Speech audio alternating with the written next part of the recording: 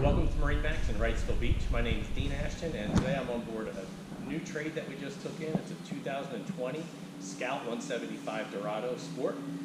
Start up here in the bow of the boat. You have a designated anchor locker.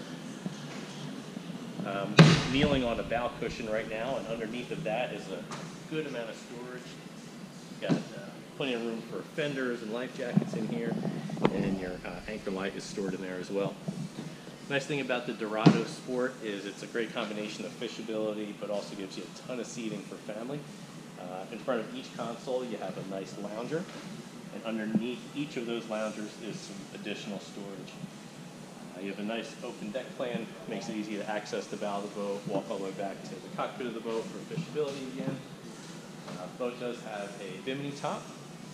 You have two captain's chairs that rotate, one on the companion side, one at the helm. A lockable glove box here. Tilt wheel. This boat is equipped with a Fusion stereo. It does have trim tabs with LED indicators. Two jump seats here at the transom of the boat. On the port side, you do have a live well under there. For horsepower, this boat is outfitted with a 90 horsepower 4-stroke Yamaha. Swim platform with ladder off the transom.